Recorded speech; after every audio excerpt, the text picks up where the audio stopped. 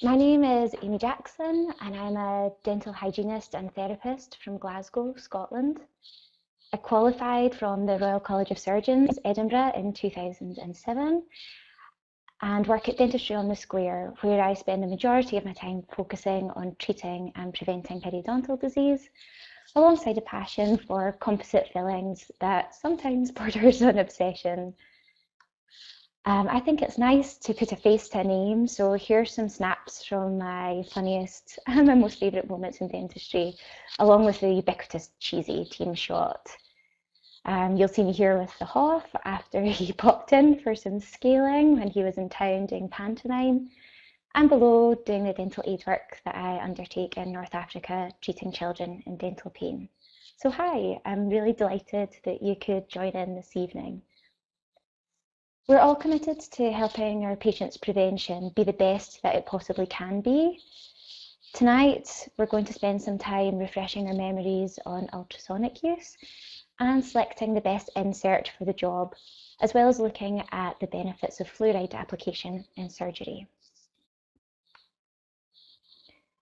I don't know about you, but I've only just left the practice and I'm itching to scale this off.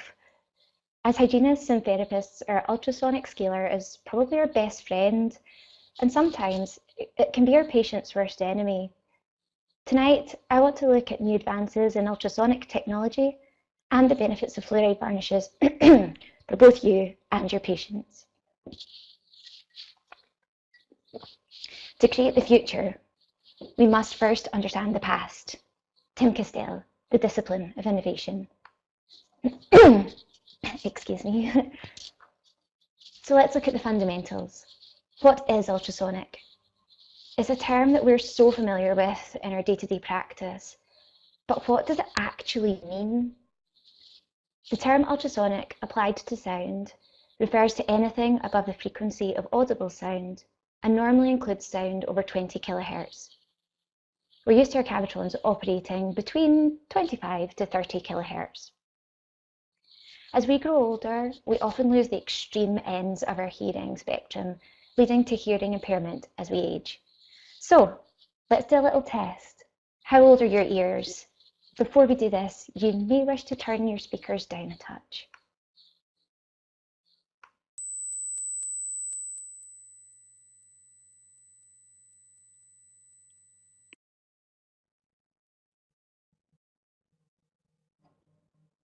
Oh, that's piercing. If you can hear 8 kilohertz, you're basically a functioning human being of any age with no hearing impairment. If the frequency is raised to 12 kilohertz, you should be able to hear this if you're under 50.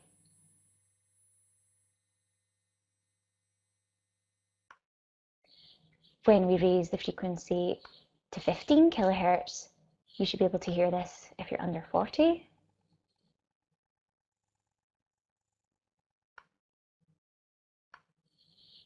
"16 kilohertz, you should be able to hear this if you're under 30, and if so, lucky you.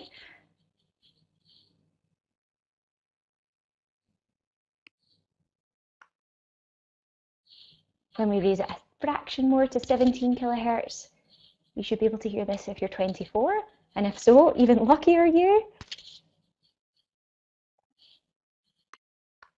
And finally, if we raise it to 19 kilohertz, you should be able to hear this if you're under 20. But if you can hear this, you should probably be tucked up in bed at this hour, not at a webinar. So, how high could you hear?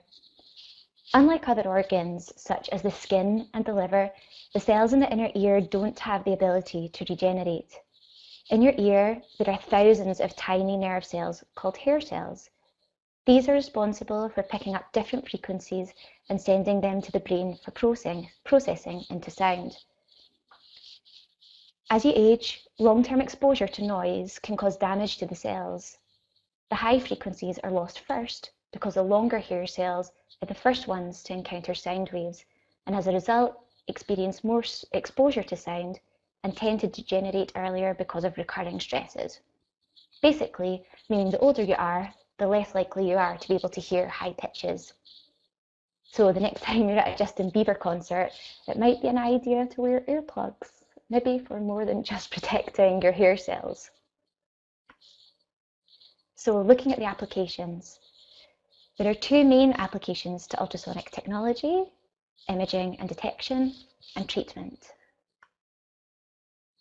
Imaging. High frequency waves penetrate soft tissue with ease, but they bounce off of harder tissues such as organs, bones, and teeth, and thus send back a message to the transducer. This message is then interpreted as an image of the patient's body, most commonly used for antenatal scanning. Looking at treatment, medical uses of ultrasound technology include ultrasonic heat for treating muscle strain. And if you've ever had any treatment for repetitive strain injury, as I'm sure some of you have, is common for us, you'll have experienced this. Breaking up gallstones and kidney stones, as well as our beloved removal of calculus. Ultrasonic waves can be used to create microscopic bubbles which, when they collapse or implode, produce intense shock waves that destroy bacterial cell walls. Looking at power scaling and how we adapt this technology to our clinical treatment. The first magnetostrictive scaler was released by Cavitron Dentsply in 1957, with the first piezo ultrasonic scaler not being released until 1970 by Satellec. The initial application of the Cavitron was, interestingly, not in fact for scaling, and I'm sure that might surprise some of you, but it was actually for cavity preparation purposes, so a sort of early form of drill. The cavity preparation originated the iconic name Cavitron. For the purposes of today's webinar, we are interested in magnetostrictive scaling technology. So, what is magnetostriction? Magnetostriction and magnetostrictive materials are broadly defined as materials which undergo a change in shape due to a change in the magnetization state of the material. Put in practical terms, in our world, the stack on insert changes shape as a result of change in magnetic field. In 1842, James Joule, who was an English physicist and the grandfather of mechanical energy through his studies of thermodynamics, he recorded shape change in nickel when magnetic field was applied. This prompted the discovery of other magnetostrictive materials, such as iron, cobalt, terbium, dysprosium, and other associated alloys, as well as Joule's beloved nickel. So, to coin Olivia Newton-John, let's get physical. Magnetostrictive materials have lattice-like structures. These lattice structures are held together by clouds of polarized electron molecules. Magnetic fields distort the electron clouds, allowing domain alignment and shape change of the material. So the stack on the insert will expand and contract in response to activation of the magnetic field. When electricity is applied, an oscillating electric field occurs, and this makes the tip vibrate. This creates the magnetostrictive field to drive the magnetostrictive engine, so when energy is applied to the stack, movement of the tip occurs. So, to recap and put that in practical clinical terms, when we place the insert into the handpiece and apply electrical energy via the foot pedal, it generates magnetic energy. The magnetic energy is applied to the stack on the insert, which is made up of stacked metal strips, creating mechanical energy. Unique to magnetostrictive technology, how the tip moves depends on the connecting body. Inserts perform differently depending on the shape of the connecting body and the tip. So, out with the old. We've spent some time looking at where we've come from, but where are we going?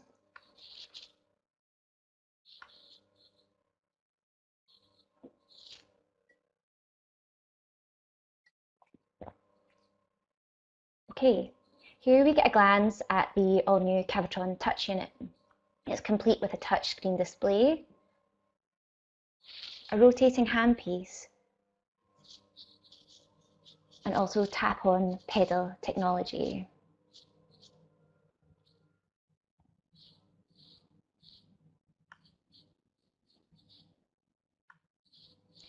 It's the first ever touchscreen magnetostrictive ultrasonic scaler with a fully rotating handpiece.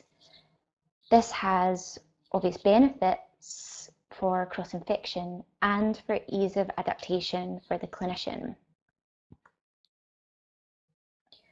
The touchscreen interface is easy to use, especially as we are all so familiar to using our touchscreen smartphones. It has customizable power settings and memory presets for improved efficiency. The SteadyMate rotating handpiece allows us to fully rotate any insert. The handpiece cable is lightweight for improved ergonomic benefits and helps to reduce cable drag. And the handpiece cable is also detachable for easy repairs.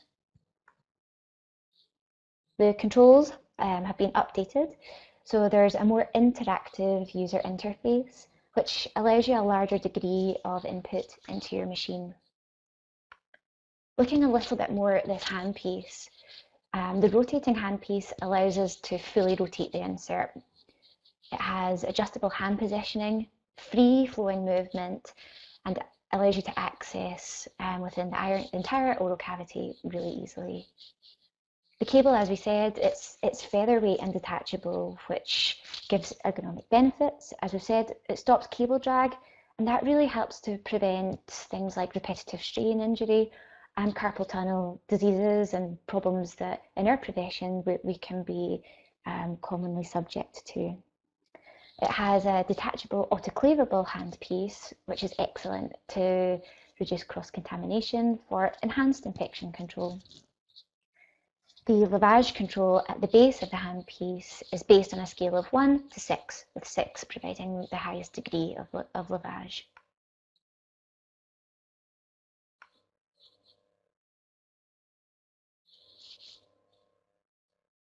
So this just demonstrates the handpiece and shows how easy it is to fully rotate the insert. It shows easy adjustable hand positioning and free-flowing movement.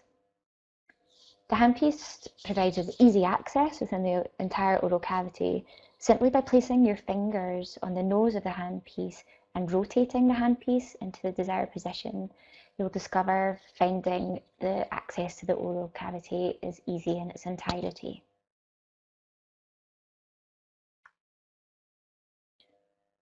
There's also a wireless rechargeable foot pedal. It's been created to eliminate the need to hold down or to pump the foot pedal. It's been designed with us in mind, helps to reduce leg and ankle discomfort associated with continually depressing a foot pedal. So, now we're up to date on magnetostrictive technology with the newest offerings from Cavitron. But what about arguably the most important part for us, the inserts? As we know, ultrasonic instrumentation plays a key role in today's periodontal debridement procedures. The use of ultrasonics continues to grow amongst clinicians, and proper use and application is essential for good clinical outcome. This video is being kindly supplied by Dentsply and is to be used as a guide for us to enhance our use of ultrasonic instrumentation. Of course, this guide doesn't replace the directions for use manual for any of the products shown, and as always, we check the manufacturer's guidelines for recommended use of equipment. So we'll start by looking at the standard insert series. There are 4 standard inserts commonly used during initial gross debridement procedures: the Cavitron FSI 10, the FSI 100, the FSI 1000, and the FSI 3 beaver tail. The standard diameter inserts are specifically designed for efficiently removing moderate to heavy deposits of calculus.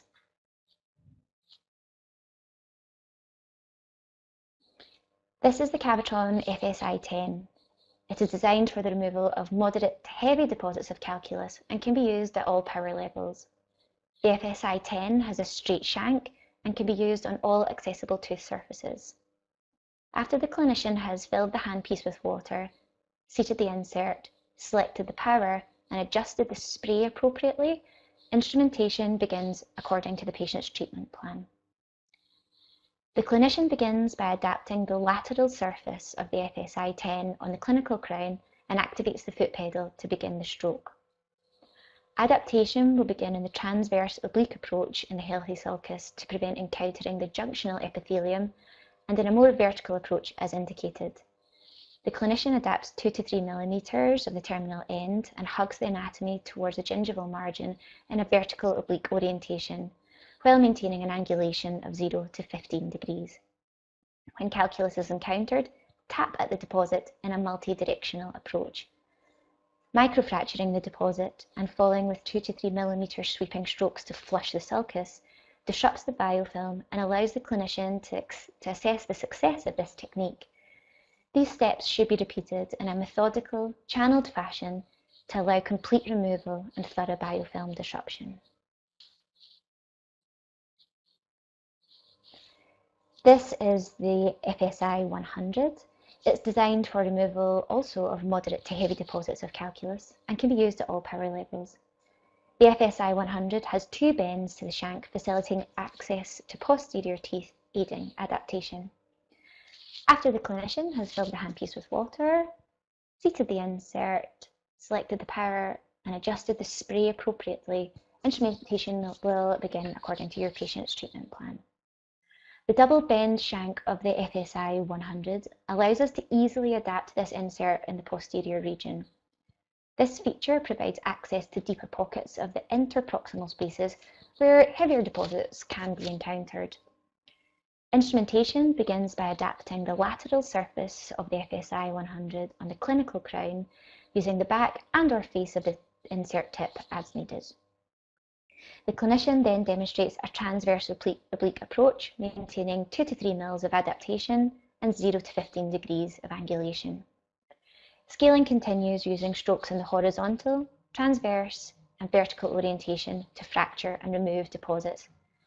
Utilising a methodical overlapping stroke pattern is essential to achieve thorough removal of biofilm and calculus.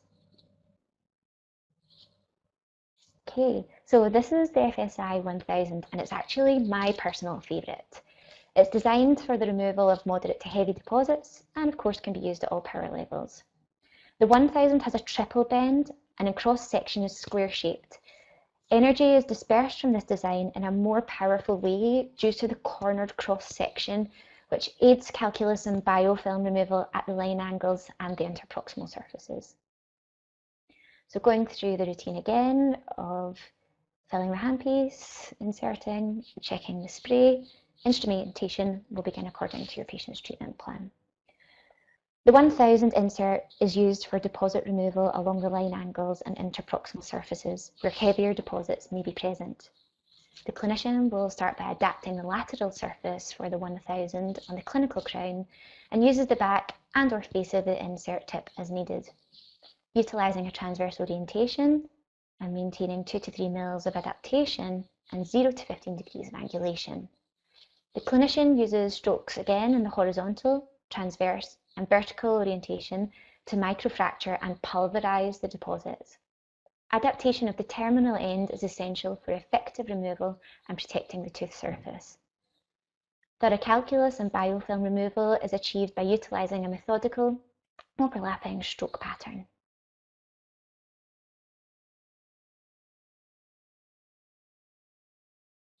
This is the Cavitron 3 beaver tail. It's designed for the removal of very heavy calculus and stain and again can be utilised at all power levels.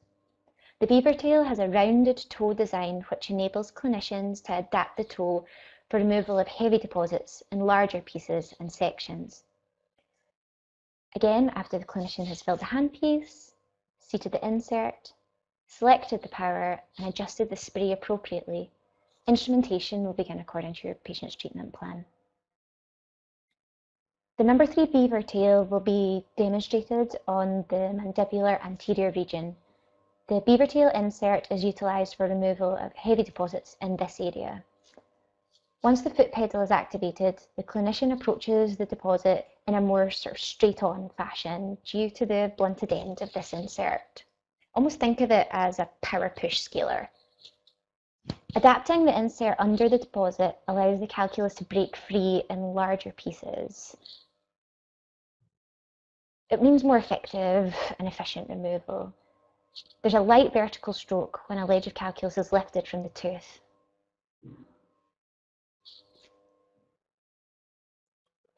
We'll now move on to the slimline series. There are, again, 4 inserts in the slimline family, commonly used for periodontal debridement procedures. The slimline FSI 10, the slimline FSI 1000, and the slimline curve right and slimline curve left. Following on from an initial gross debridement, the clinician will continue with a fine debridement to ensure removal of lighter calculus, remaining biofilm and endotoxins. The slimline series is designed to be utilised for patients who present with light to moderate calculus or tissue topography and or pocket depth that calls for a slimmer diameter insert for access. This is the Cavitron FSI Slimline 10. It's designed for the removal of light to moderate deposits and deplaquing, and it should be used at low to medium power levels. Again, the handpiece is filled with water, the insert seated, power selected, and spray adjusted prior to instrumentation.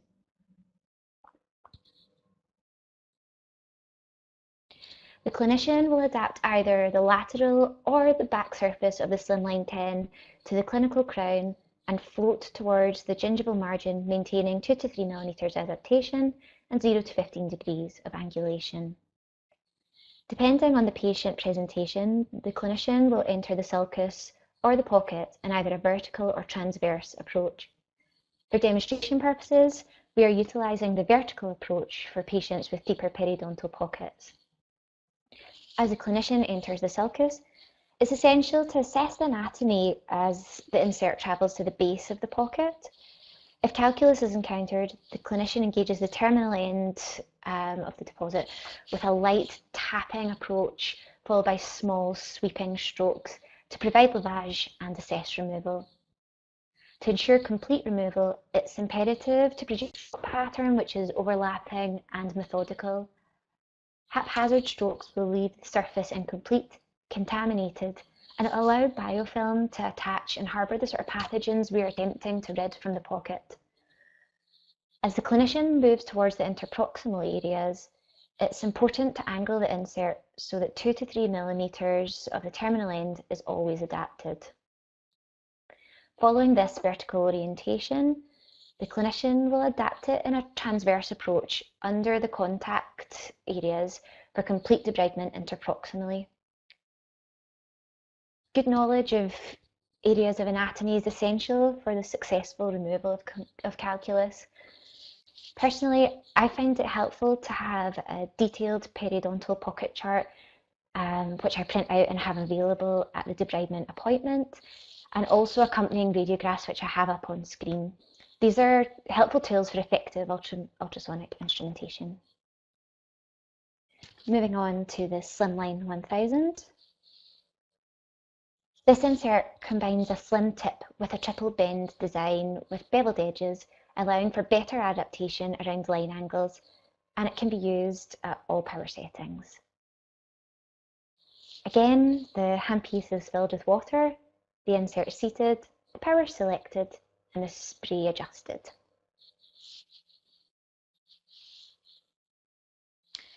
The Slimline 1000 can be adapted at the line angles, the root concavities, as well as interproximally. The clinician will begin by adapting the lateral surface on the clinical crown and uses the back and/or face of the insert tip as needed. Strokes may be performed in a horizontal, transverse, or vertical direction, as long as the clinician is methodical and again covers every square metre. I'm sure this won't surprise you, but you'll be aware this is probably my favourite of the Slimline tips, I find it really easy to adapt to the posterior region, especially in difficult to reach areas.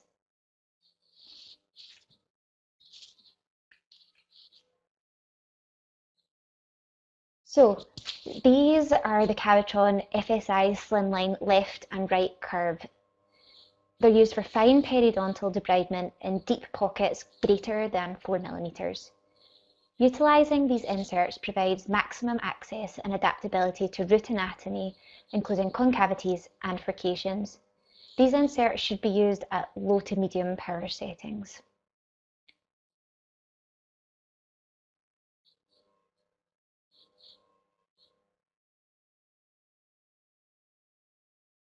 When access is indicated in deeper pockets, in particular the posterior teeth, the curved insert is often necessary to maintain true adaptation of the terminal 2 to 3 millimeters at all times. It can be useful to review dental anatomy to ensure that you're familiar with the topography of the different molars and premolars and the corresponding concavities and convexities. Understanding the area-specific design of these inserts is essential for correct adaptation. The clinician should be able to identify the inserts by recognition of the shank in direction of the curvature of the tip. Trying to memorise colours or trying to read the stack can be really challenging in a clinical environment. Adapting the curved insert properly requires a fundamental knowledge of the anatomy and proper placement on the appropriate tooth surface. In order to identify which insert you're holding, it's recommended to begin holding the inserts parallel to the floor with the points facing down. You'll see here the right insert will curve to the right and the left insert will curve to the left.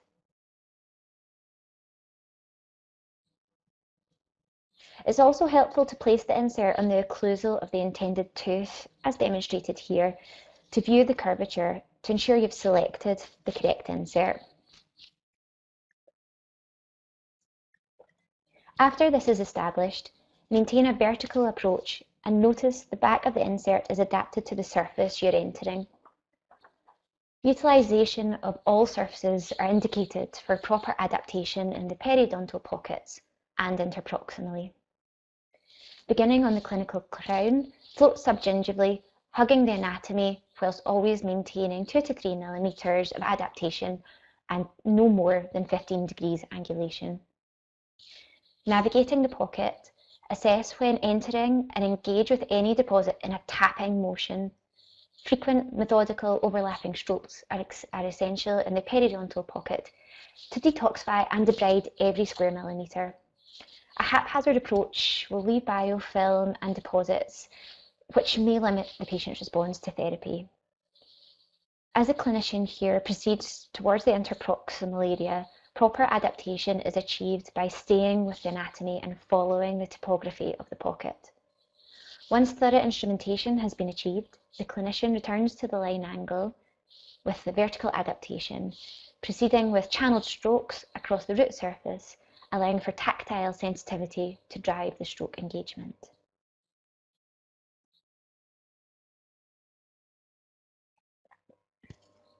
I could watch this all day.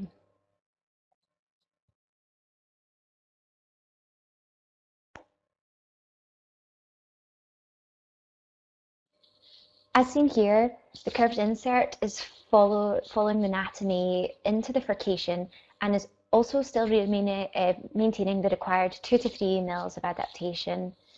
This is required to adapt to the interproximal space successfully. A slight turn of the insert maintains adaptation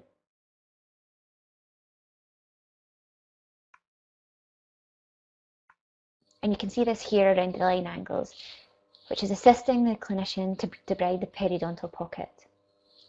To debride the lingual surface of the quadrant, the clinician must switch to the correct insert for the surface prior to beginning instrumentation.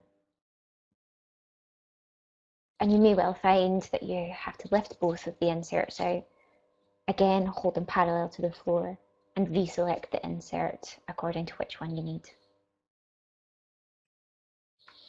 It's essential to remember that the contributors to root surface loss are excessive lateral force, incorrect angulation and adaptation, incorrect insert width, and also excessive power. Any of these factors may cause root surface loss and create grooves on the biofilm to attach.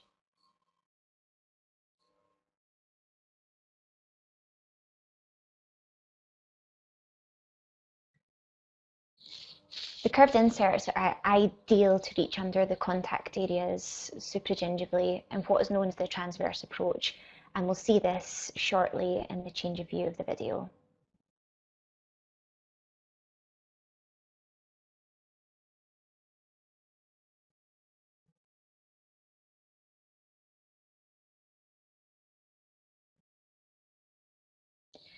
So here we can see the curved insert being used under the contact areas supragingivally in what is known as the transverse approach. It's similar to using a posterior sickle scaler. The curved inserts can be adapted to the mesial and distal surfaces using the lateral surface of the tip. Note, in this demonstration, the clinician is using proper adaptation of the transverse approach supragingivally underneath the contact.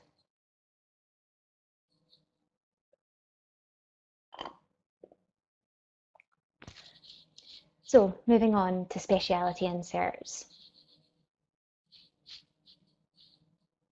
This is the Cavitron FSI ThinSert. This insert is 47% slimmer than the Slimline 10.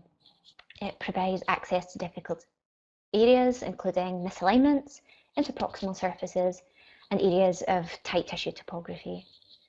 The ThinSert is ideal as part of a staged instrumentation sequence to assess the areas of remaining deposit while performing thorough biofilm disruption. It's designed for removal of light to moderate calculus and deplaquing and can be used at all power levels. Again, the handpiece is filled with water, the insert seated, the power selected, and spray adjusted prior to instrumentation.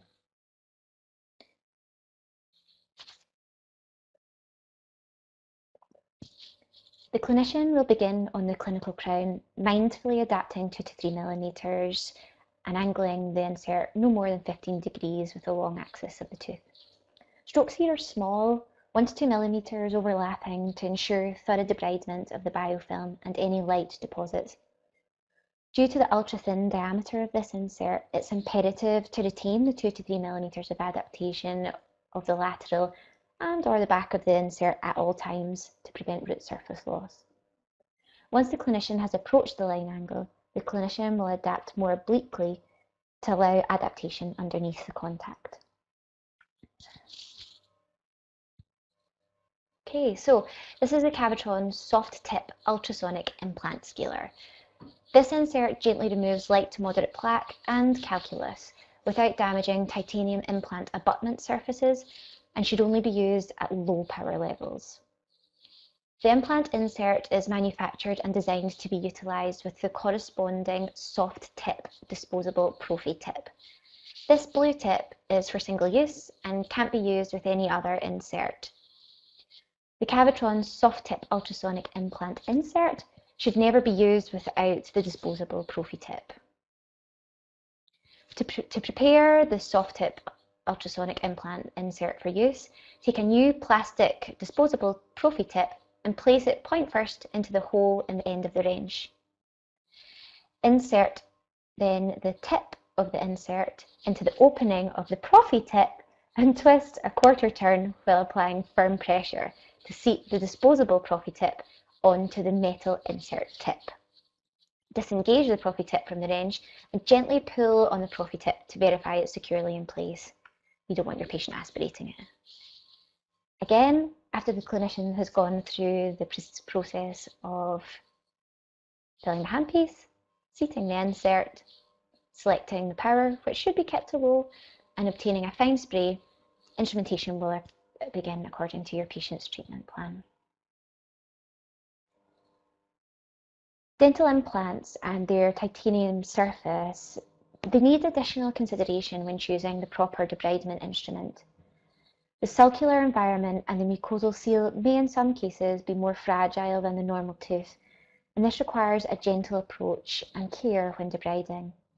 The insert terminal end is placed slightly subgingivally, again with a 0 to 15 degree of angulation and 2 to 3 millimeters of adaptation. Again, utilising a 1 to 2 millimeter overlapping stroke will ensure thorough biofilm debridement. I work a lot with dental implants, and I find this tip really useful for biofilm disruption.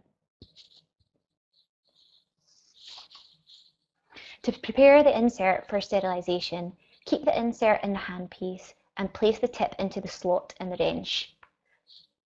Place your thumb and index finger over the disposable prophy tip. Gently push the handpiece downward and the tip will disengage. Discard the prophy tip in accordance with appropriate disposal of biohazard materials, and in our case in the UK, that's your orange sharps bin. Proceed with routine sterilisation of the implant scaler and wrench. I recommend sterilising the implant and the wrench together and keeping them bagged together, which helps to prevent walkabout, as we know how things can sometimes go missing around decon. So I just want to briefly run through and refresh on the tips, because obviously we went through a lot there. Firstly, there was this standard insert series. The FSI 10 has a straight shank, can be used on all tooth surfaces. It's for moderate to heavy deposits and all power levels. The 100 has a double bended shank that's easier to access posterior teeth, which aids adaptation.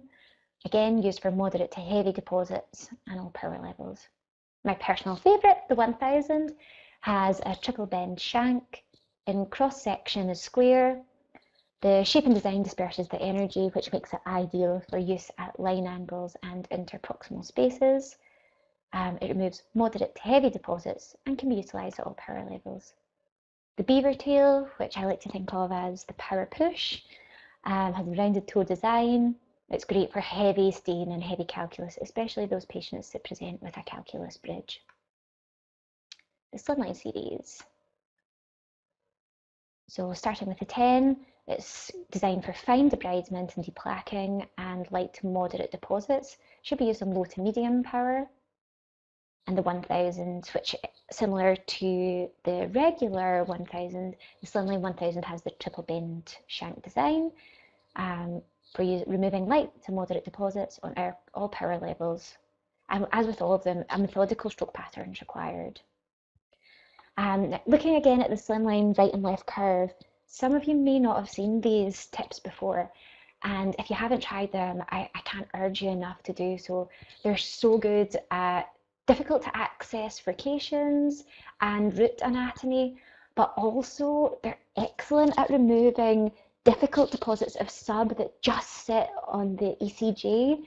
The way you can adapt them just hugs that little tiny bit of anatomy in a way that none of the other tips seem to do. Again, used on low to medium power levels. The easiest way to do it is hold them. Hold them out, right goes right, goes left, nice and easy.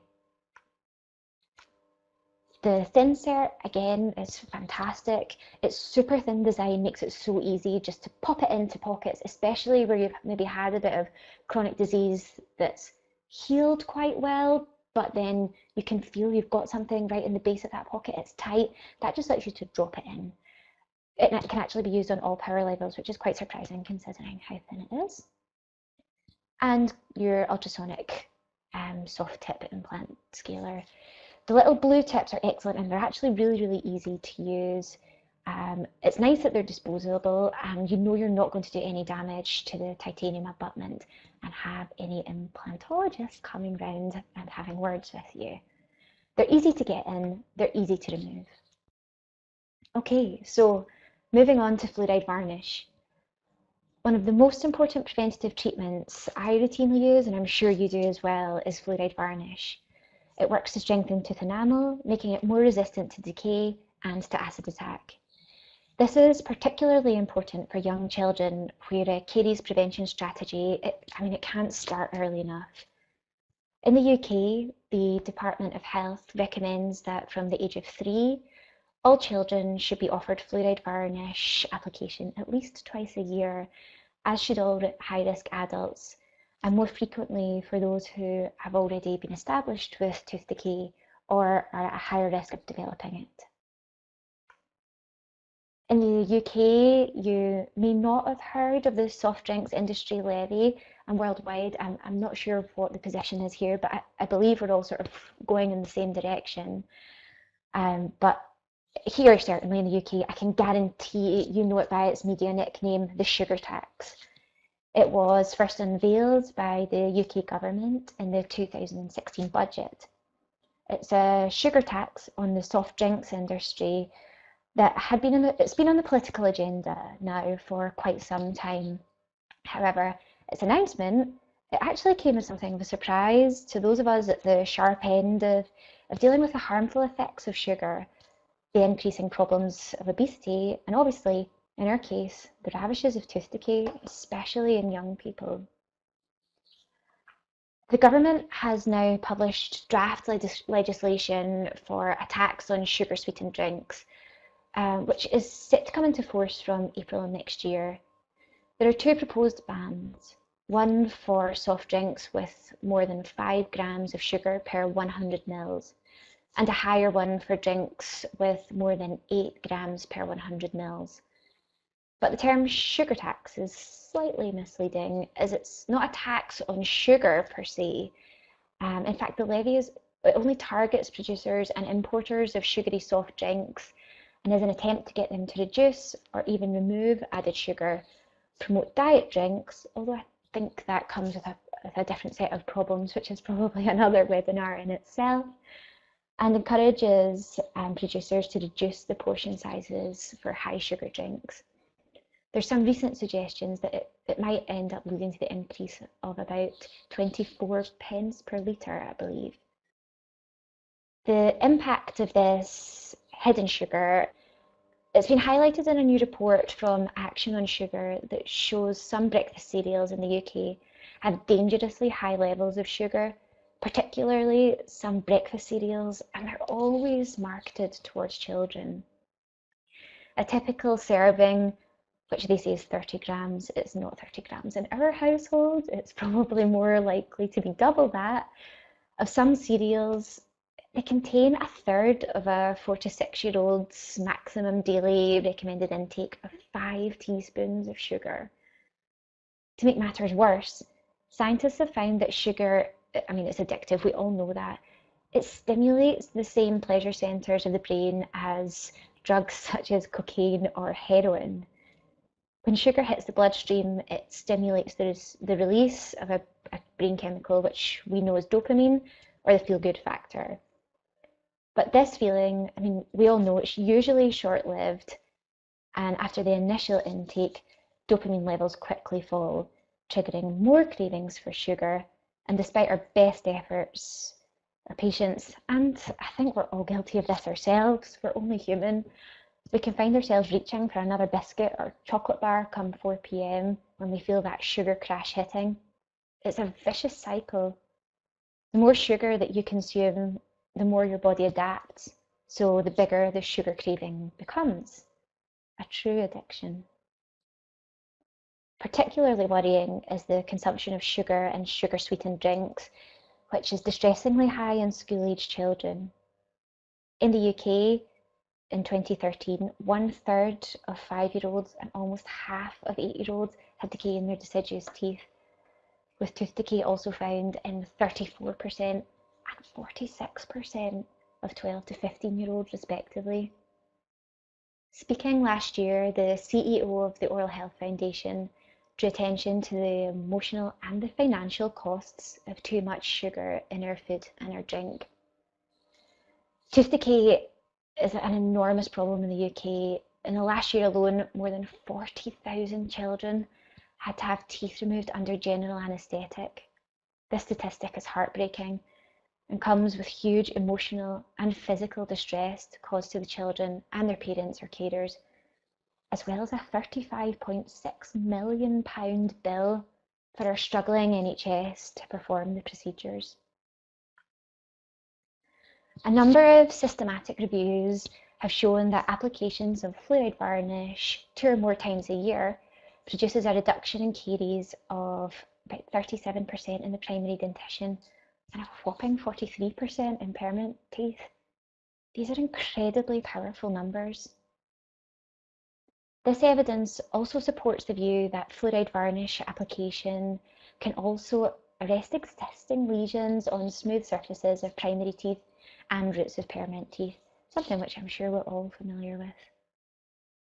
Along with its use of caries prevention, its anti-sensitivity properties, they're not to be forgotten.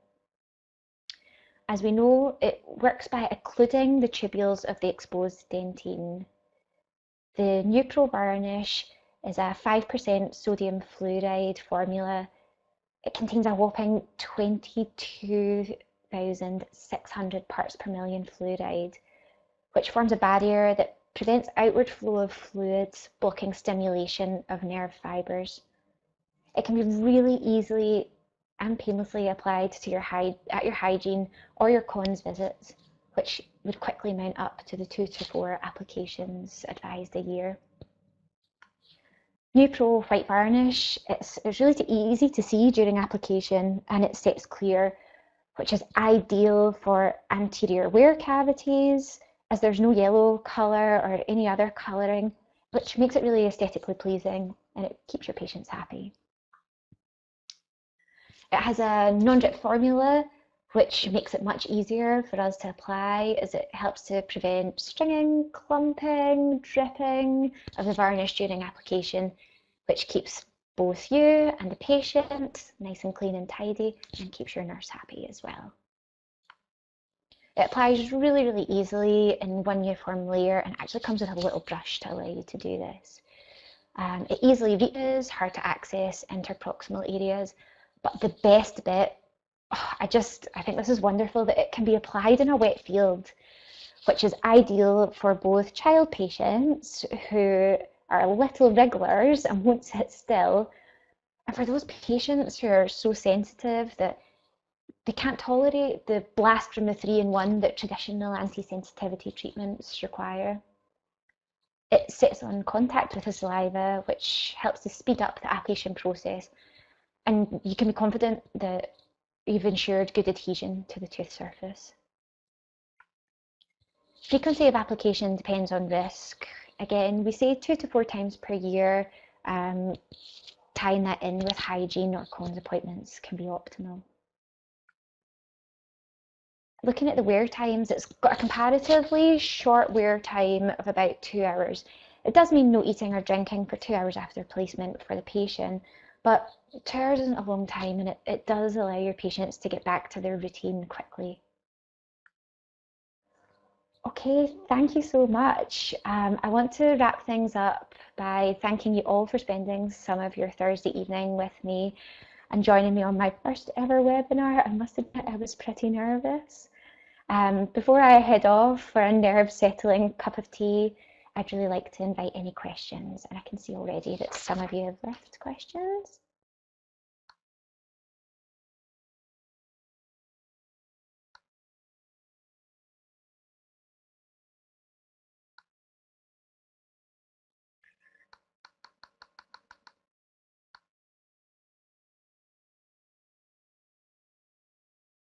Okay, so we've got a question from Stephanie saying, will the plastic insert on the cavitron remove calculus or simply just biofilm? Hi Stephanie, thanks so much for your question. Okay, so it will remove calculus. If you've got a patient who's developed heavy deposits of calculus round about their abutments, I'd probably recommend using maybe a titanium implant scaler to remove the bulk first. The soft tip will remove moderate to light deposits of calculus, and it's excellent for deplaquing as well. You will get some calculus removal from it, and you can be really confident that it's not going to scratch your implant abutment.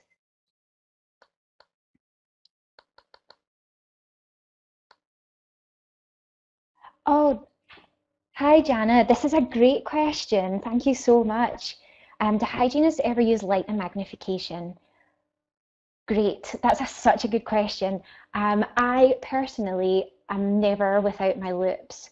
I wear 2.5 magnification, and I've got a really strong lux light, which I find an essential tool, especially when going through full mouth disinfection procedures, to see right into the back. If it's a longer appointment, your patient might not want to open particularly wide, and I find it so beneficial. So if you've not tried lips, I definitely recommend um, getting a pair or trying a pair out. Okay, a question from Ruth. Hi, Ruth. This is another good question, and something that I hadn't actually thought about for a long time until I did some additional training with Dentsply. Why do you need to wet the O-ring?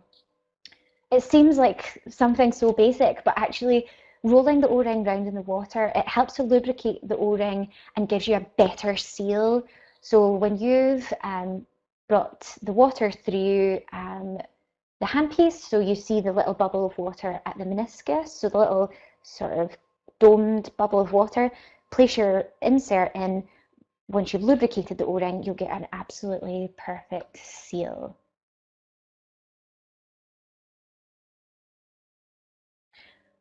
Hi Manish, you've asked a really good question as well. The questions are great.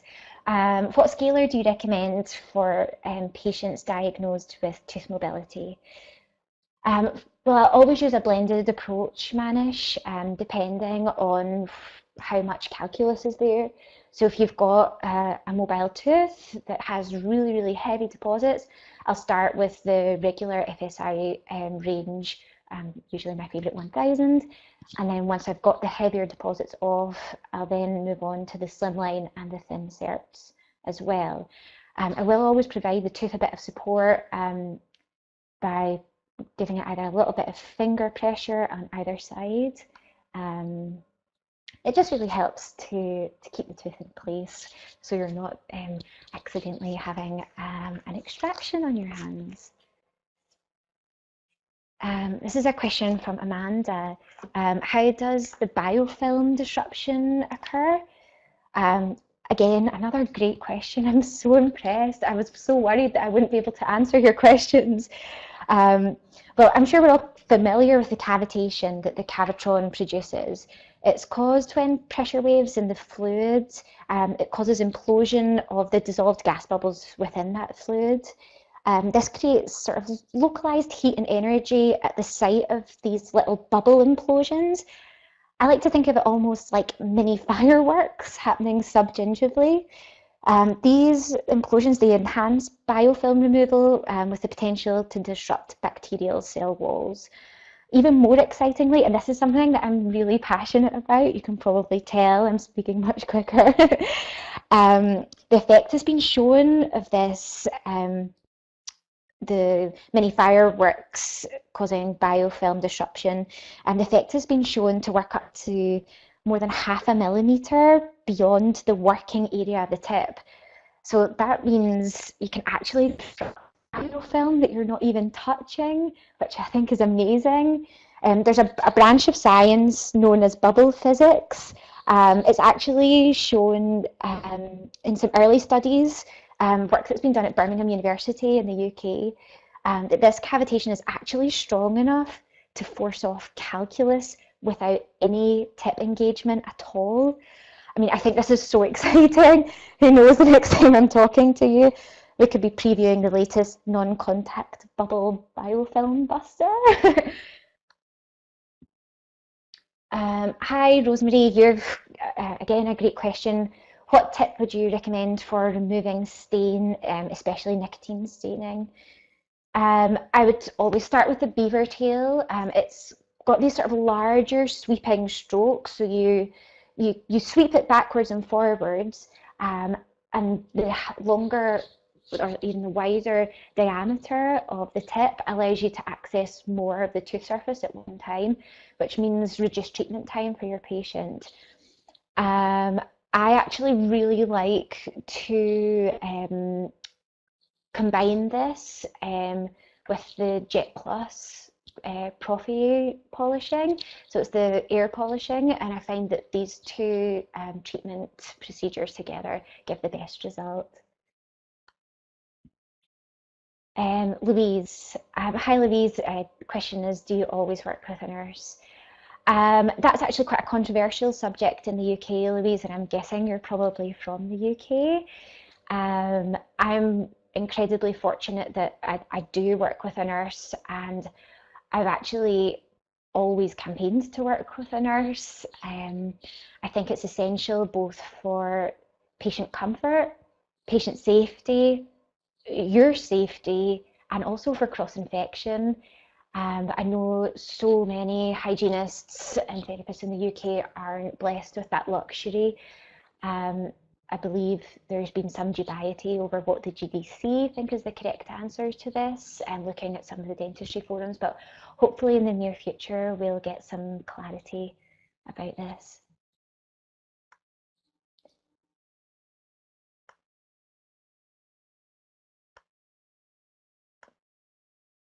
Great, thanks. I think I seem to have answered all of the questions. It does say that some of you might not have heard a little portion of the presentation. Um, I'm really sorry about that. In fact, it seems to be one person. I'm really sorry about that 15 minutes, Amal. Hopefully you got the sound working again. So again, thank you all so much for listening, and we look forward to seeing yet another Dentsply webinar soon. Thank you.